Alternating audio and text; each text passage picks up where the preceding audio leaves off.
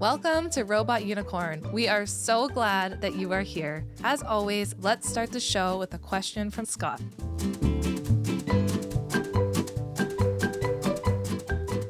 Jess, as you're aware, I'm a big fan of the way you teach parents how to actually parent and discipline and help parents understand behavior and all that.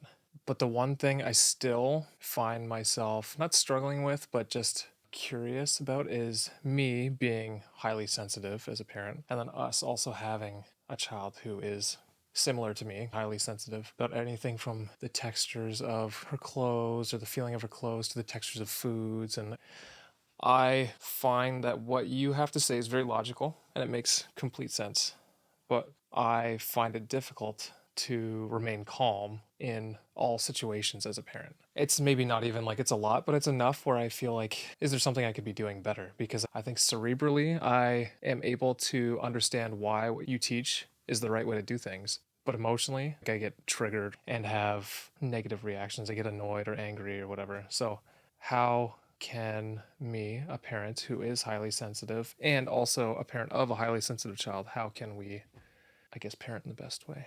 There's a lot going on in that question. There was.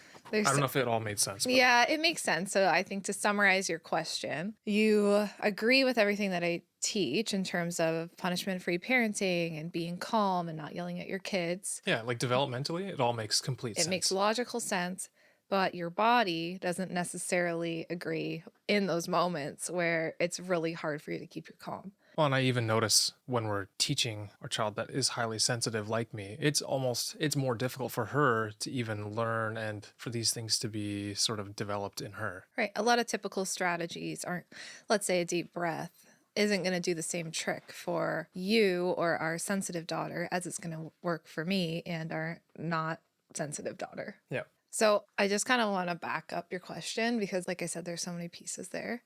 So to start, I just want you to define what being a highly sensitive person means to you and to our daughter, just so people know what we're working with here. Sure. Yeah, what am I not highly sensitive about?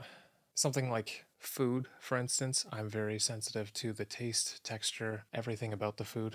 Not always, but sometimes, like, I need to keep food separate because it's going to interfere with the taste of it. And another example is our sheets on our bed always need to be very tight. Yeah. I cannot stand when there's like a little ripple in, especially the fitted sheet. I will not be able to sleep until that's made tight. Yeah. I think for anyone listening who hasn't heard the term highly sensitive or sensory needs or sensitively wired, it's just as good to kind of define what that means in general. Yep. And we all I'm defining what it feels like or means for me, but yeah, which is what I asked. Yep. So I think that's fair. So there's a sensitivity spectrum. I like to refer to it as that. So we all have different sensory needs and it happens on a spectrum. So some of our needs look different than others. And sometimes that also means there's neurodivergence in there. So ADHD, autism, that can all be within that sensitivity spectrum. But not always. So just because you're highly sensitive does not necessarily mean that you have ADHD or you have autism, but it could. So I think that's just important to note because I get asked that a lot. Yeah. But it can happen on a spectrum and we all have different needs. And it's really also important to note that we're born that way. If you are a highly sensitive person or your child's a highly sensitive child, that doesn't mean that you did something wrong to make yourself this way. It's a type of trait that you are born with or not born with. So for you, you were born as a sensitive child, and ever since being young, you've had certain things that your body reacts to in a different way than, let's say, my body, who doesn't have the same sensory needs as you. So one of those things, a good example, is the sheets. So when we first started sleeping in the same bed, that was one of the first things that I was like, oh, I've never heard of this before. And I think it even caused some arguments at the beginning, right? Because you were like, I literally just can't get into this bed unless the sheets are pulled tight. Yep. And I can't sleep with the top sheet on top of me. I'm going to get all... Yes. Even our friends make fun of us because we all sleep at our friend's house and they'll like take off the top sheet. They know that Scott can't deal with it. I only sleep with a comforter or duvet, nothing else. Yeah. And I was like, what's your problem? And this was before I really even understood your sensory needs or you even understood it. This was just the way that you always had lived your life and taken care of yourself up to that point.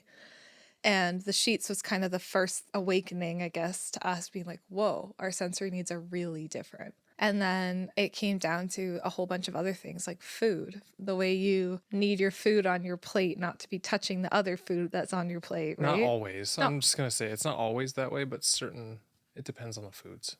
And just to say, too, being highly sensitive is not a bad thing. There's also a lot of really cool things that come from being highly sensitive.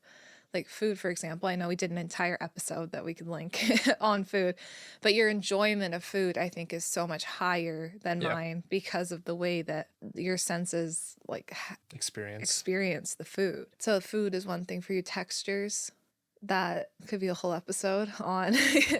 You'll notice if you watch our videos, like the clothes that you wear, it's almost always the same pants, just in different colors, because these are the pants that feel the best.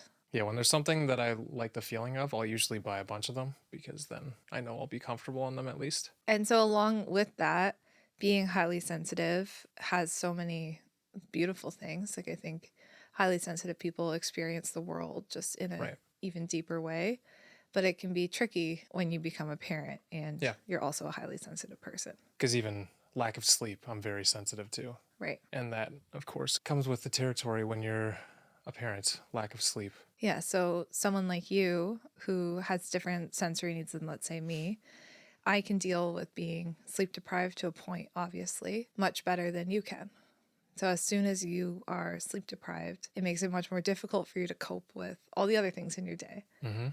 And the sounds, that doesn't seem to impact you quite as much. That maybe actually impacts me a little bit more. Yeah, I would say that depends, because I think, like, let's say this past week, our youngest was very tired, skipped her nap, and screamed for an entire drive. That was like 15, 20 minutes.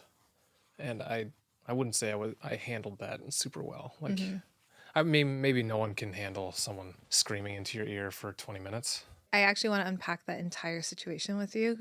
But right now? No. Let's do that in a few minutes. Okay. But I think why you lost your cool and you weren't able to stay calm there, I think that there's a few deeper things that were going on. So I think we should unpack that just to answer your question of how can I be helped as a highly sensitive parent. I just wanted to ask you, though, before we kind of dive into like the tips or how to help yourself as a highly sensitive parent, can you talk about when you realized that all of these things that have been going on since you were a little kid, that maybe you got in trouble for, or you were punished for, or you thought, I'm kind of alone in this, like the sheets thing, or maybe like socks, how they feel. I remember when you first read the book, there's a book called Highly Sensitive Person by Elaine Aron. I remember when you first read that book, but can you kind of talk about how that felt that first time that you heard the term highly sensitive person and started to learn a little bit more about your needs? Well, I definitely know that I felt like it was sort of an awakening in that I felt like I could finally understand myself a little better, because I scored quite high on the little test, whatever that they have in the book. Yeah. And I was like, oh yeah, this makes sense. And when this person talked about the different things that highly sensitive people experience and the way they react, it made a lot more sense to me. So I definitely think it helped in how I understood myself. Yeah. And I mean, in the moment when I remember those kinds of things, it makes it easier to not react as negatively to, I don't know, two different stimuli like a child crying or having lack of sleep. Yeah.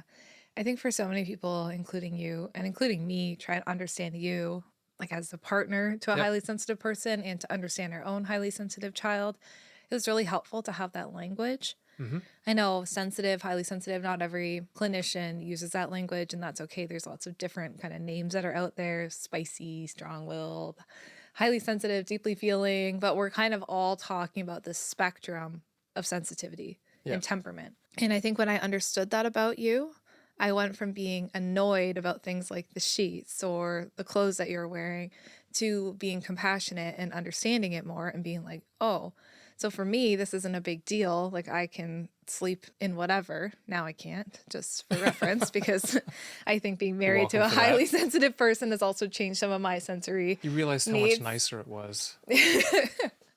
I know. I tried to sleep over somewhere the other day and I was like, oh, I need the sheets a certain way. I need the temperature a certain way. I need a fan on me. Yep. I was like, oh, Scott, I've been married to this guy for too long. But anyway. Too long. Nice. It made me a lot more compassionate about these things instead of being like, oh, Scott's just being particular or he's being difficult or Yeah. he's trying to just make some big deal when it's not, right? So I think having that language for you and understanding that really helped me as your partner. And now seeing that in our child who doesn't respond to your typical strategies like taking a deep breath. She needs some deeper strategies and work, which we'll talk about Hmm. today. It also makes me compassionate to her, but I see how so many highly sensitive kids end up being the kids punished the most because it can look to the untrained eye like she's being defiant, she's being disobedient, right? Yeah. Like, why won't she wear her shoes? Or why does she refuse to wear socks? Or why won't she wear underwear? Or why does she need to have ketchup on a certain place in her plate every single time? Those little things that I think when you understand the trait deeper, it's easier to respond with compassion. Yeah. And I think that's why, especially learning from you and reading some of these books, I feel like that's why she and I get along so well now. Because Mhm. I truly believe that if I did not learn a lot of this information from you and from these books, I probably would have been way more annoyed, Yeah. like constantly triggered.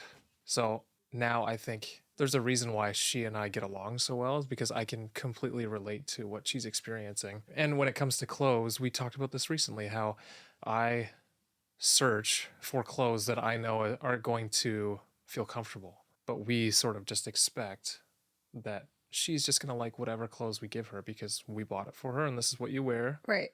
She lets us know that that's not going to be the case. Right. And I was saying to you that I didn't think that was fair because I'm the same way. I have to wear specific clothes because it just feels more comfortable. I'm not going to be constantly fidgeting throughout the whole day because I'm feeling uncomfortable. So we shouldn't expect any different from her. Exactly. Yeah, and that's where back to your original question, which is how are you supposed to cope with parenting and stay calm as a highly sensitive parent? That's why I wanted to start by just defining what it means to be highly sensitive because when we have that definition and we can understand that I, as a highly sensitive person, might be more impacted by sounds than my partner who's not highly sensitive.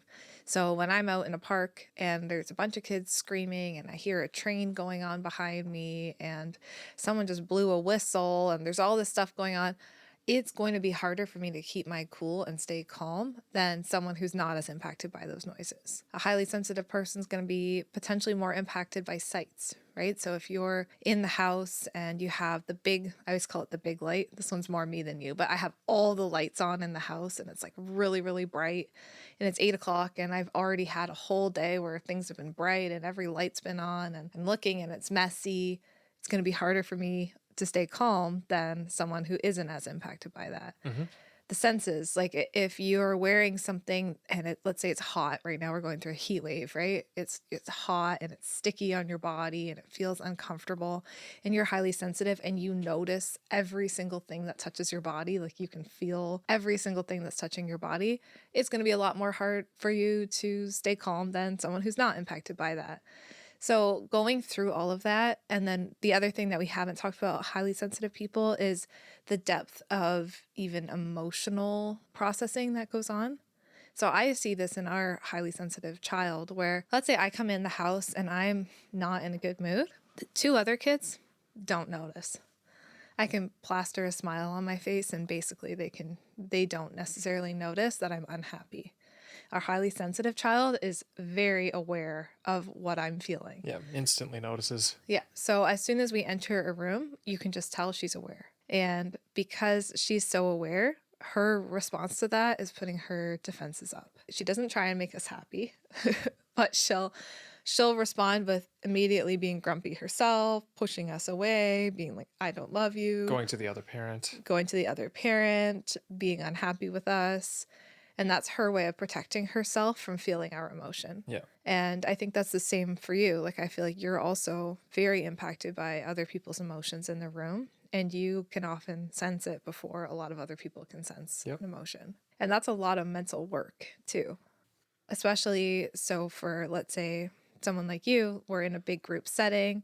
You're watching your kids. There's a whole bunch of stuff going on. You're noticing the emotions of every single other person there. You're not necessarily trying to fix them, but you're just aware, oh, this person's grumpy, this person's feeling this way. And all of those emotions in your body need to go somewhere and do something. And that's why we see highly sensitive children and even adults have a harder time regulating their own emotions because they've got so much going on. It's all bottled up and it's got to go somewhere. And so sometimes that happens and it comes out in yelling.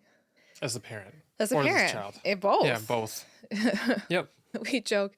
We were watching Inside Out 1 last night. And if you've ever seen Inside Out, it shows the inside of like this child's brain. And the child has all these different emotions in her brain: joy, anger, disgust, fear. So joy usually leads the mind table. That's what we call it in our house. So she usually runs the mind table.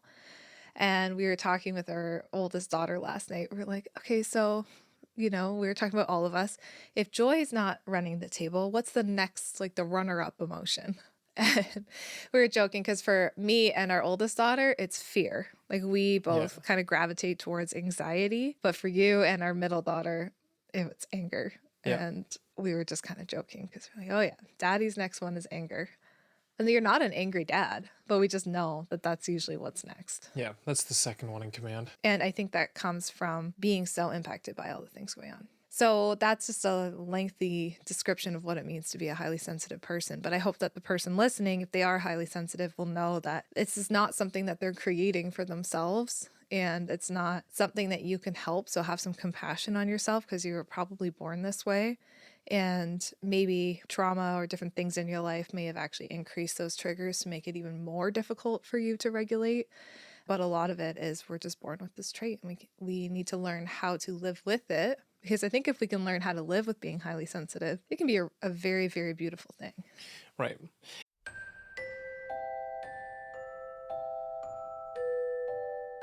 Attention, sleep deprived parents. Do you feel like a zombie during the day because your little one keeps you up at night? Well, I've got some news for you. You're not alone.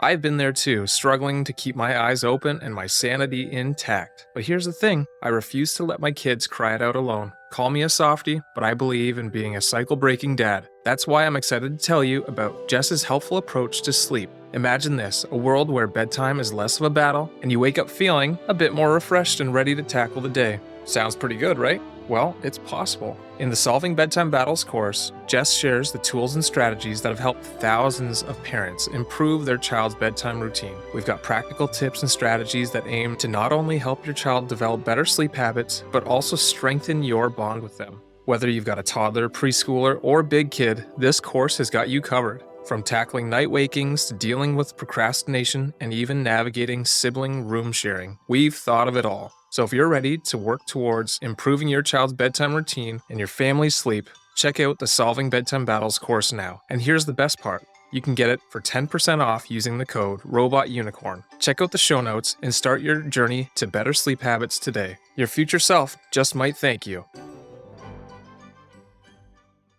Well, I guess this goes back to the original question that I had, the very long-winded question that I had. Yeah. So, yes, I'm born with it. I realize that I'm highly sensitive. That doesn't necessarily stop me from being too tired and letting anger take over sometimes. So, yeah, what can I do? Like, what are some like How can I be better? yeah, real ways for me not to get angry so often? Like, I realize if I do, then I can go through the process of repair and like make sure that they know that it's not them that caused it. It's whatever, my own thing, that kind of stuff. But how can I, let's say, reduce the number of times that I actually get angry or annoyed or Yeah, there's two pieces. So let's start with the bigger piece and then we'll go to some things that you can do in the moment. sure. Let's walk through the situation where we've been talking about, alluding to, but we haven't actually discussed, where you got mad at our toddler the other day. First, let's outline the situation. Okay. Okay. So we decided, okay, so my daughter decided, actually, our daughter decided that she would like to have an end of the year school party with some of her close friends. And that's fine. And she and her one friend kind of planned it out and basically told me that I had to plan this. And I said, okay, fine. I'll plan an end of the school party for you. So she invited 12 friends and then they all said yes. And their parents were all coming, so that was more people. And then the parents brought the siblings, and most of the parents had 2, 3 kids. So at the end of the day, there was probably over 30 kids at the park and all their parents. And it was very hot. It was a heat wave, like we talked about. Mhm. So Scott has to leave work to come to this event. So not only are you coming to an event at a park where it's super, super hot, but you probably had to kind of hustle out of work and finish things up quick in order to come here to the park, right? So that's the first thing that probably happened is you were probably rushing. You had to get over there. You had to pick up the pizza. These are all things that you have to do. Yep. You get to the park and it's blazing hot.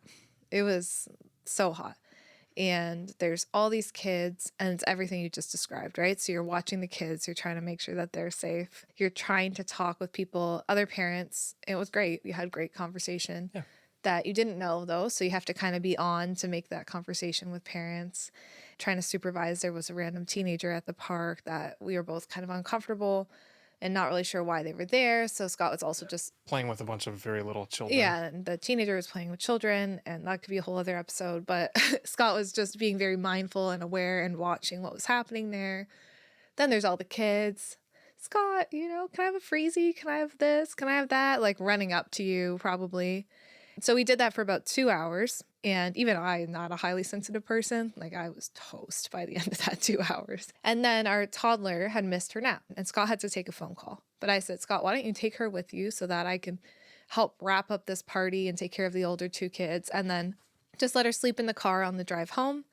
And as she's sleeping, take your phone call. And you were like, okay. But at that point, when you took her in the car, I could already tell you were dysregulated by the time you took her in the car. And she screamed her lungs out trying to get her in the car seat. She was not impressed. She was Yeah. so overtired.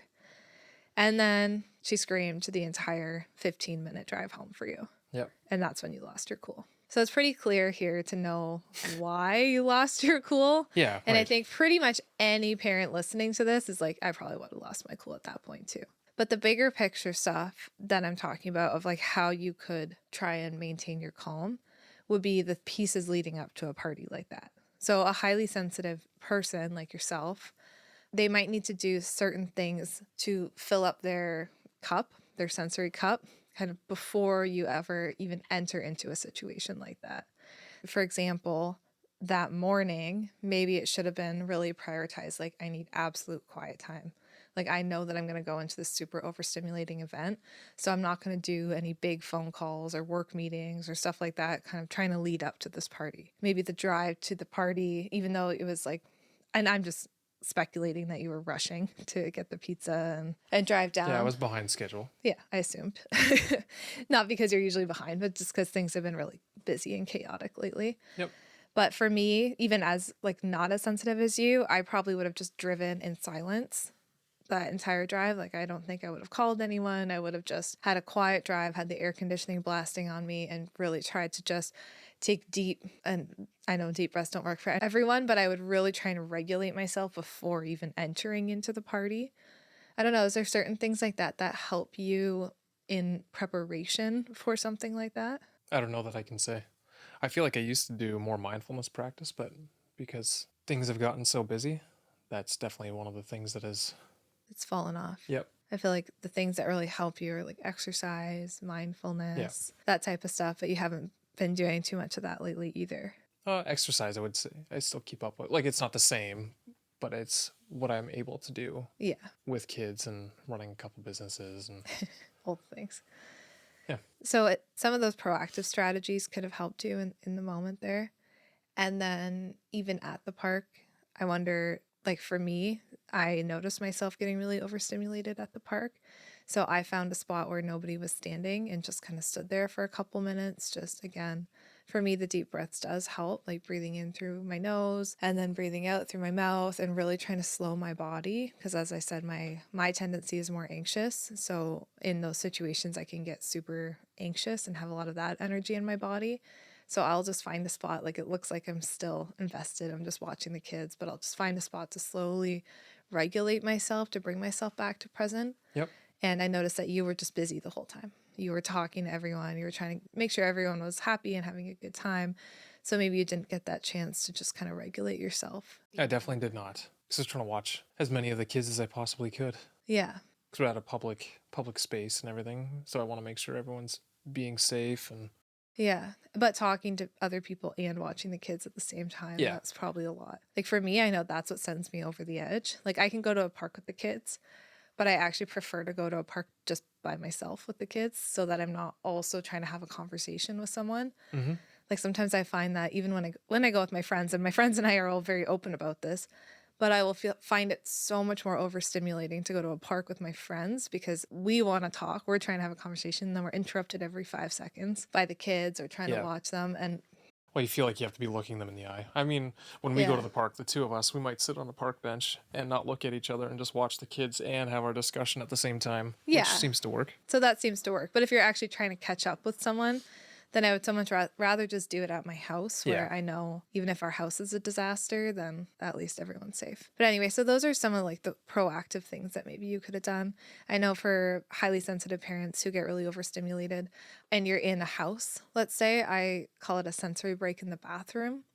Where go to the bathroom, maybe even keep the lights off if you can, so you don't have any extra stimulus going on, and just sit in the bathroom for like 1 minute alone in the dark, and then maybe wash your hands or wash your face before exiting back out. And so sometimes things like that, when it is really chaotic, like even at like a family holiday party or something like that, can just give your sensory system the little break that it needs to help you lose your cool less. So, if I understand correctly, what you're saying that would result in fewer, I don't want to say outbursts, but I'm not going to be as annoyed or angry in the moment if I give myself the time before I know a situation is going to be overstimulating. Yeah.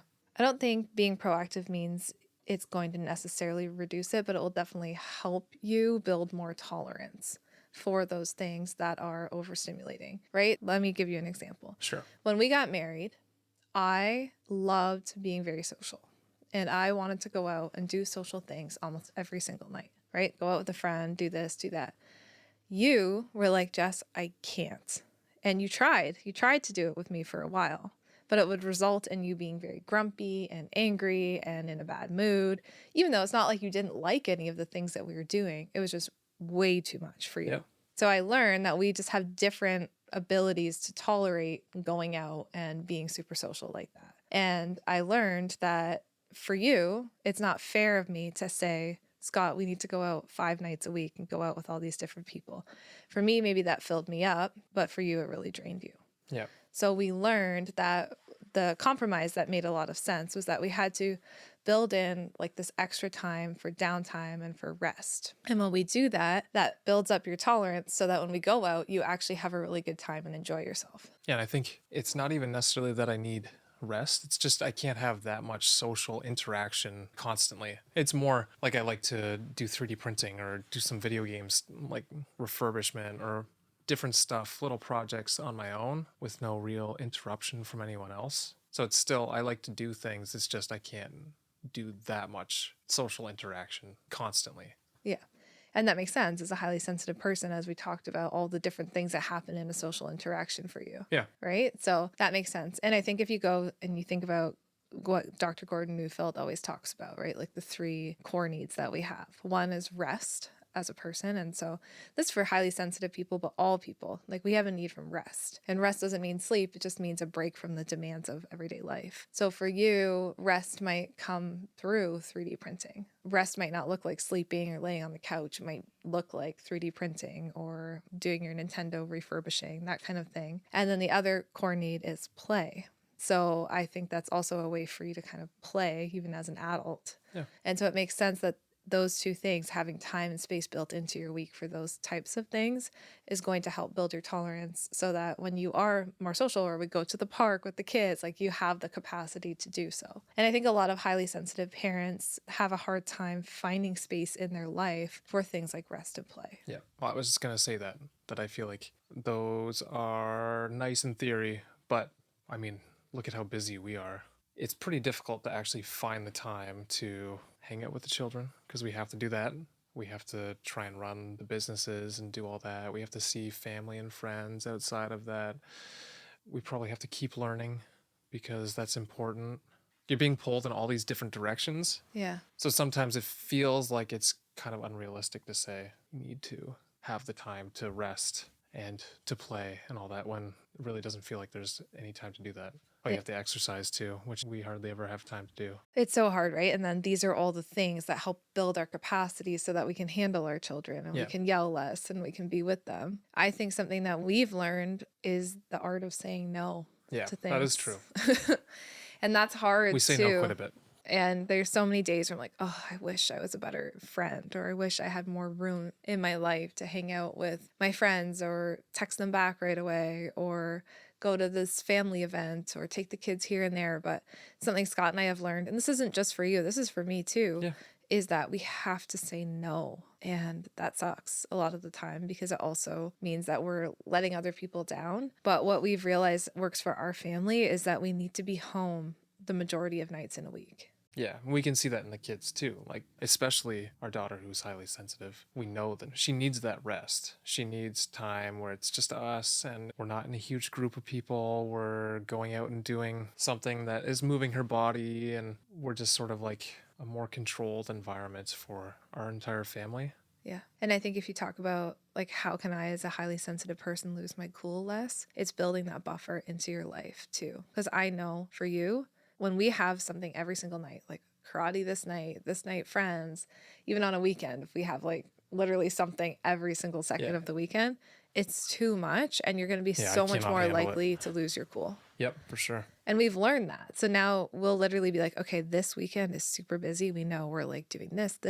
We have friends over. So next weekend, we have to prioritize just being home all weekend long. And we'll do that. And we'll unfortunately sometimes let people down or say no to friends or things that we also I feel do. like they've come to expect it by now. People from us. expect it from us now. They know that we're not the people to go to every single thing. And I think most people in our life respect that. Like they just know we need that time. But it's definitely helped us and it's helped our highly sensitive daughter have less meltdowns. I'm just thinking about what about our friends who have a fear of missing out?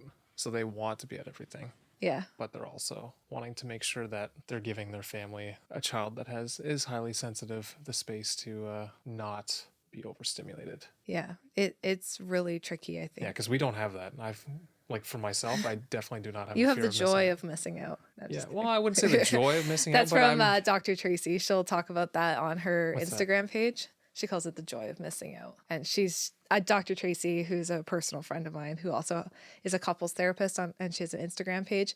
She's talked about it many times, like how she, as a highly sensitive person, has learned that, oh, instead of having a fear of missing out, it's just a joy for me. It's a joy to miss out and stay home. I That's never heard where, that. I like that one though. yeah, that's where I got that from. But anyway, she talks about it a lot. And her and I have talked about it a lot, the two of us, of like, yeah, what if it's okay if I just say no? Like, what will happen? But I feel like that's easy for me to say because it's not going to bother me if we miss all of our other friends getting together, and even if we're not invited, like that's not going to hurt my feelings. Yeah, but and that might for you. That's something I've struggled with a lot. And at first, when we started saying no to things, I think having 3 kids really made that happen for us. Yeah, true. Like having 3 kids is a lot, just in general, of stimulation. And so knowing that if we say yes to this, that means we have to take all 3 kids and they might miss their naps and then they might be unhappy. And so I think I've been able to say no to more things just because it's better for the kids. And then that just aligns with my values. So it makes it Right. easier for me to say no. But before we had kids and I didn't have maybe the same sensory needs as you, that definitely caused some strife, I feel like, in our marriage. Because I'd be like, no, I want to go to that. Like, I don't want to just sit at home. Like, I would so much rather go out. And you'd be like, no, Jess, like, we've been out 3 nights this week. It's too much. Like, I want to stay home and do whatever you wanted to do. So we kind of had to find that balance. And sometimes that meant I went out. And I feel like I still go out more than you. Like, Yeah, you do. I get filled up by social time. I like being out. I like talking, like going on a night out with my friends. Like that really I feel fills like me people up. think I'm just a hermit or something. No, and you're totally not. Like we just have different maybe needs in that way. Yeah. And yeah, by the way, Scott actually is quite social, but we do have to protect and preserve that time with our family. So that's kind of my long-winded answer of like, how can I lose my cool less? I think a lot of highly sensitive parents maybe need to tune in with themselves and even their schedules. And like, for example, a highly sensitive mom that I knew, I was talking with her and And she was just like, man, I'm just losing my cool all the time. Like, there's just so much going on for me. And I was like, okay, well, like, tell me a little bit about your day. And every day she would try and go out with her daughter in the morning and go to a play group or a mom's group. And there was a lot of other people around. And then her daughter might accidentally miss her nap. And then that was hard. But she felt like I should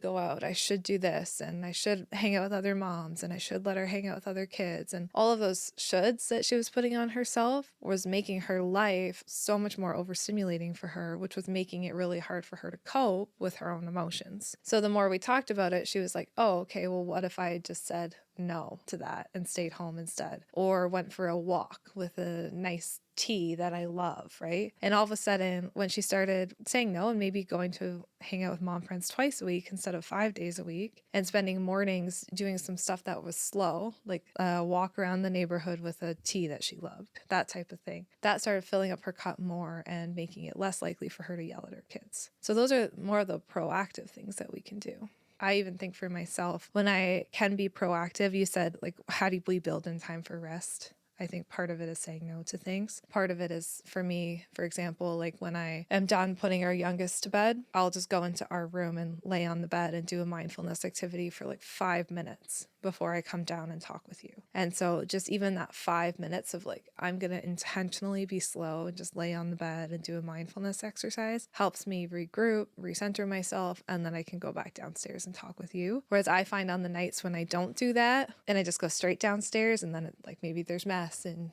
we want to talk and like, oh, I should quickly do the dishes for a minute. My sensory system never has time to slow down. Okay, well, I feel like I have some things to try now. We didn't talk about the in the moment though. And Yeah. I feel like that's a big one. But I honestly, I kind of want to just get curious with you and see what we can come up with here. So let's talk about this. In the moment, you're in the car, you're hot, you're sweaty, all the things we just talked about. Now our toddler's screaming at you for 15 minutes. And I know that's always been a tricky one for you. What's going through your body? I get very hot. There's heat Yep. going in your body. What else is happening? What's going through your mind? I don't know. I think it's more of an automatic response. It's just, I don't know, anger that's running through my brain. It's not like a conscious stream of thought going on. No. It's just anger. It's just like, there's no need for you to be doing this. Just stop and just go to sleep. That's what you should be doing right now. Right. And what was my joke with you later when you told me what happened? Yeah. Did you think that helped? Do you think that helped, getting angry at her to go to sleep? And you're just like, no, absolutely. It did not help. No, I know.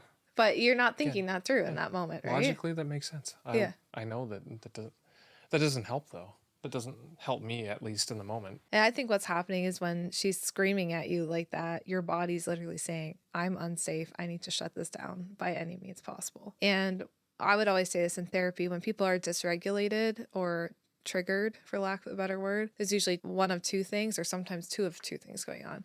So one reason people get triggered, so example, your daughter screams at you and you yell at her, is you're dysregulated. So Yep. your nervous system is dysregulated, you're hot, you're tired, you're hungry, all those things we've just talked about. And then the other reason is there's like a deeper wound that's going on. So maybe when you yelled as a kid, you were yelled at, and now your brain jumps to like, it's not okay for her to yell at me like this. I think in the description that you're talking about, it's more of a dysregulated thing. Yeah.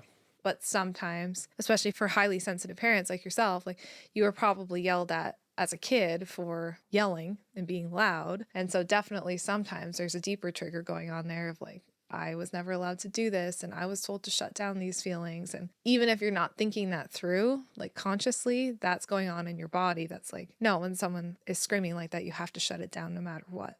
Right? So I think there's probably two things going on there. Yeah, that's probably fair. So in this situation, what I would want to do with someone who's coming to me with this is starting to notice those signs of escalation in yourself and knowing your own triggers. So knowing that when you're getting in a car with a screaming child, you're probably going to get dysregulated. Oh, well, yeah. I mean, I knew that was happening. Yeah. Or going to happen. Do you think there's any space for like thought of how am I going to manage my own emotions? Or was it past that point? I think it was past that point.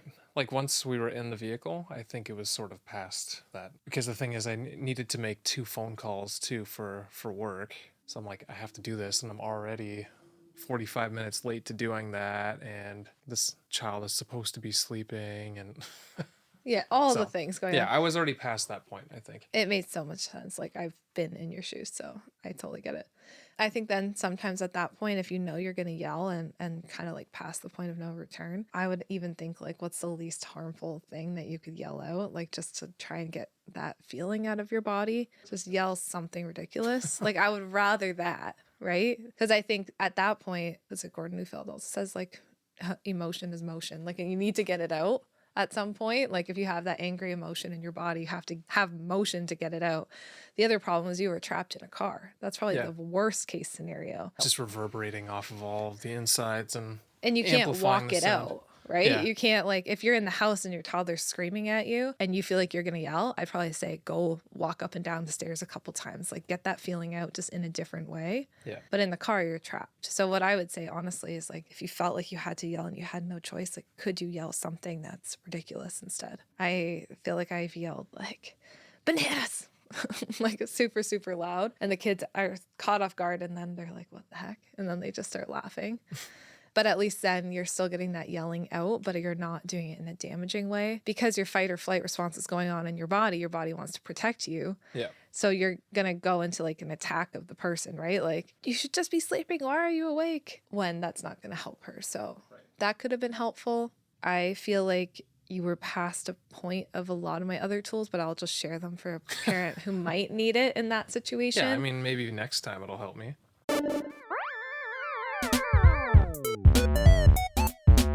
And now, the part of the show that you usually skip, but wait, don't touch that dial just yet, because today's sponsor might just change your life, or at least your bathroom habits. Let's talk about the potty toolkit from, yep, you guessed it, Nurtured First. Picture this. You're a parent staring into your toddler's eyes as they proudly poop in the corner. You've tried everything, letting them run around naked, promising them a toy pony if they use the potty, and even contemplating moving to a deserted island where diapers grow on trees. But nothing seems to work. Enter the Potty Toolkit by Nurtured First. This magical bundle of joy is designed to make potty training fun, easy, and, dare I say it, enjoyable for both you and your child. It's like having a team of potty training fairies at your beck and call, without the glitter and the creepy wings. The Potty Toolkit is packed with over 40 pages of stories, activities, games, and worksheets that will get your child excited to use the potty. And the best part? It's all backed by decades of research and designed by a team of child therapists who know their stuff. So if you're ready to ditch the diapers, head over to the link in the show notes and grab the Potty Toolkit for 10% off.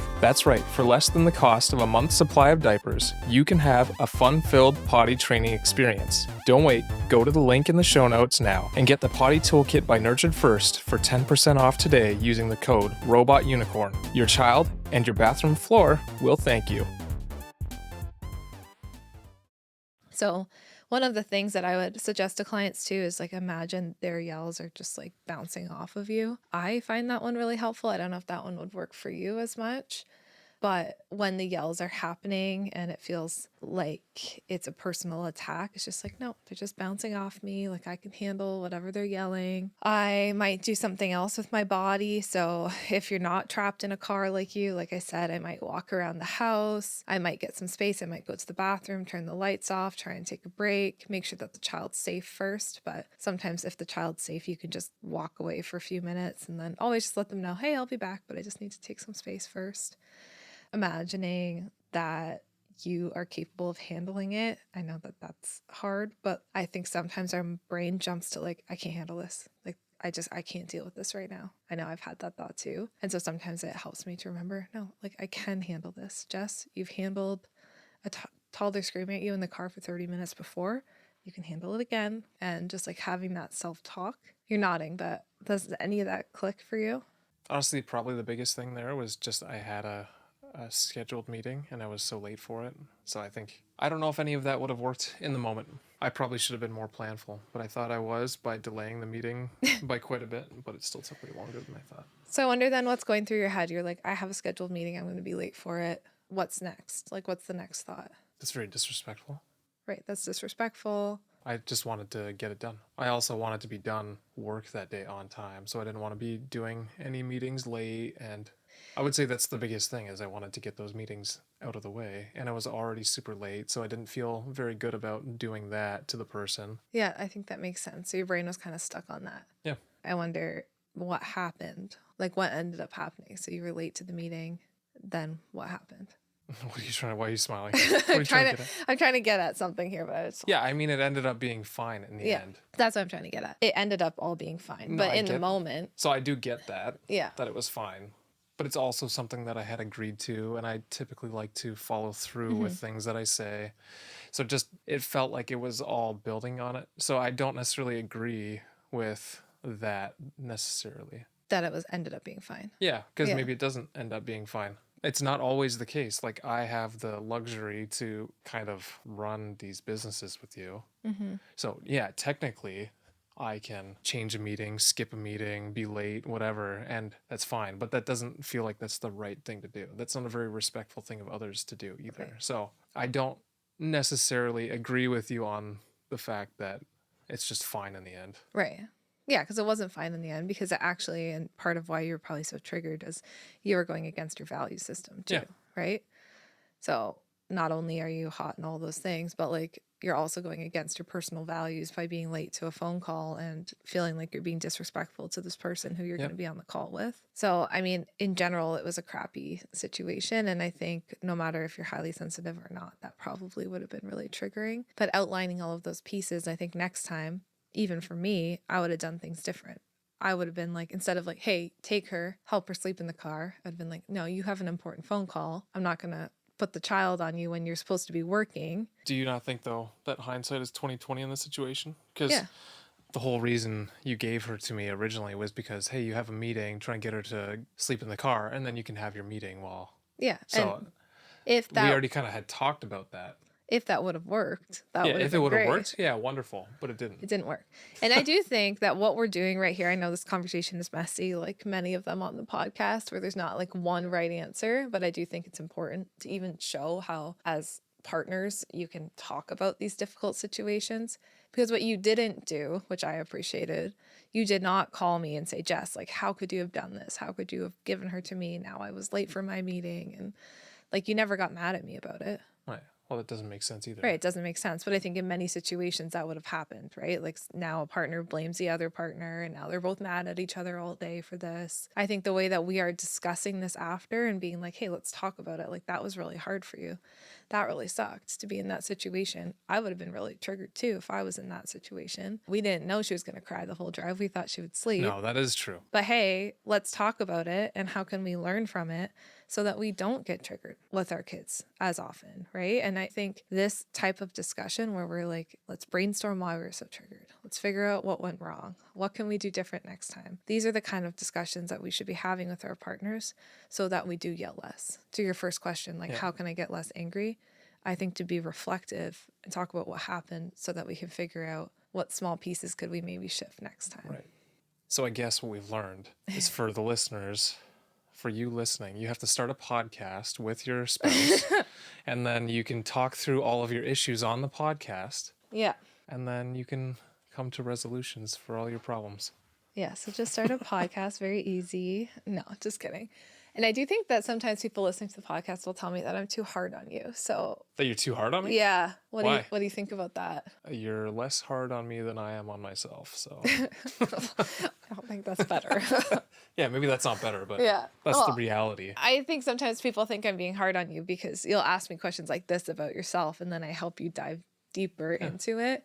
Yeah, let's be real here. I'm perfectly okay with these conversations. I feel like having hard conversations, both of us call each other out on things. That's how we are in our relationship. So maybe if people were to see what we're like to each other, they would think we're both hard on each other. Yeah. That's just how we are. We have hard conversations constantly. And in this podcast, it's often Scott asking me the questions, and you're asking me the questions as someone who doesn't have the therapy experience. Yeah. But there's lots of places in our life where I'm asking you questions, and For sure. there's things I don't have experience on. So I just want to talk about that too, because I feel like this whole episode I've been just like, well, Scott, what about this? And I just don't want people thinking it's like a one-sided, like, because you're married to a therapist, I'm always hard on you. And I actually, when you told me you lost your cool, I mean, I teased you a little bit. I was like, well, did that help you? And you were like, no.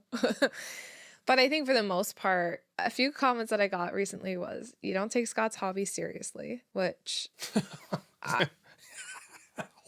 Oh, Yeah, I thought that was funny because I you take didn't your feel good about hobbies that? Yeah, very you did. serious Yeah, you do. and I respect your hobbies a lot. So I yeah. mean, you make fun of me Oh yeah, I constantly, make fun of you, and but that's why people that's a part of our relationship. Scott Is and we I like are to tease very each other. jokey. We're very teasy with Yeah, each other, actually. that's unclear on this Yeah, podcast this because podcast has we're been just very so serious serious. all the time. But In reality, we're very teasy with each other, and that's mutual. So yeah, people told me that I make fun of your hobbies, I don't take them seriously enough, and that I'm way too hard on you, and I expect you to be at like a therapist level of right. like emotional regulation, which I totally don't. Thank you for protecting me, everyone out there. I appreciate it. Yeah, folks are definitely protective over you. I understand it because I think without understanding the dynamic and that we have a lot of different conversations, like there's things that Yeah, I'll be like, Scott, can you help me with this? they're gonna learn it over time. Yeah, exactly. So, anyway, just to wrap it up, your question was, how can I be less triggered as a highly sensitive parent? We covered a lot of different things. So, I Yep. said it's that proactive work. And I think for any parent listening who's a highly sensitive parent, it's understanding yourself, understanding your own triggers, building in things to help increase your tolerance. So, for example, building in rest. Remember that rest isn't just sleep. So, what is restful to you? So, for me, rest might look like reading a book or listening to a podcast or laying on my bed doing a mindfulness meditation. For you, rest might look like 3D printing, refurbishing a Nintendo game, maybe even mowing the lawn is restful for you Mm-hmm. sometimes. So rest can look different. Finding outlets for like fun and playfulness. So for me, fun comes from going out with like my mom friends and having a night out. Like I actually gain a lot from doing that. For you, fun might look a little bit different. Like you actually do really enjoy going out with your friends as well. So it might look like a night out with one of your dad friends, or it might look like in Doing that stuff with the kids, honestly, is yeah, doing stuff with the kids. That very hikes with the much kids. That's probably my favorite thing. yeah, something with movement with the kids.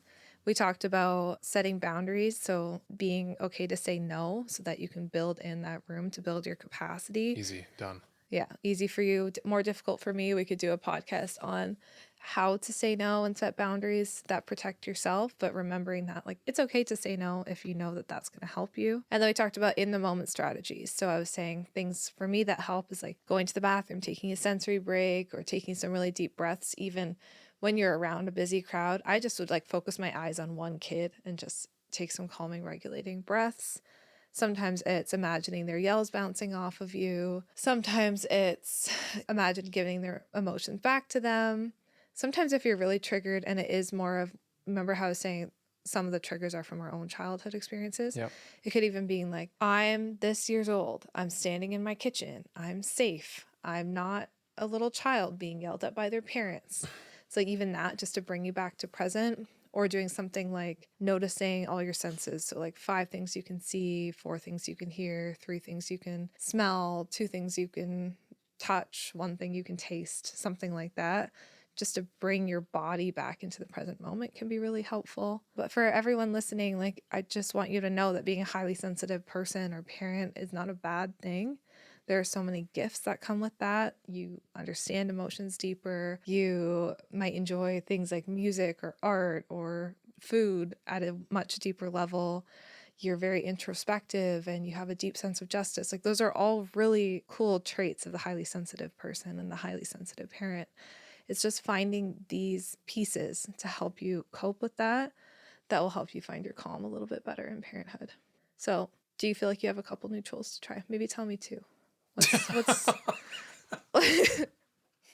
what are 2 things you'll take Let's away try from not to be this? too condescending Yeah. towards me now. My counter will is coming out and I don't want to say anything now. Now you're like, I refuse. Well, that's another trait of a highly sensitive person right there. Counter will. We'll do a whole other episode on that Oh, yeah, someday. that would be a good one too. That would be good. Definitely building in some breaks before, like prior to events that I know are going to cause. I think that's probably the biggest one, honestly. Yeah. Is just building in some downtime or breaks or not stimulate myself beforehand. That's probably the thing I would do. Yeah. I think so too. I think building in that slowness in your day leading up to an event like that and then after too. Yeah. So that you I will know. do my best. It's tricky when you're doing all these other things. You're parenting and running Yeah. businesses, but I feel like the biggest mistake, not the biggest mistake, but one of them was having those phone calls immediately after the event. So maybe in hindsight, it's like if you have an event like that you have to go to, you wouldn't even book the calls to begin with. You would know, even if I'm going back to the office, it's just going to be like meeting time after. Right. I think that would have been a more realistic way to do it. And then you wouldn't have had that rushing energy, that feeling like you had to get back. And you may have felt a little bit different that day if you didn't have those 2 phone calls. Well, we will try it. We'll try it. Well, thank you all for listening today. And hopefully you enjoyed this mess of a podcast. And, yeah. Come back for the next one. All right. Talk soon. Thanks. Hey friends, thank you so much for listening to today's episode. We are glad that you are here. If you enjoyed today's episode and found it interesting, we'd really appreciate it if you'd leave a rating and a review. Scott and I actually sit down together and read them all. A 5-star rating helps us share our podcast and get these important messages out there. Thank you so much for listening, and we can't wait to talk to you again next time.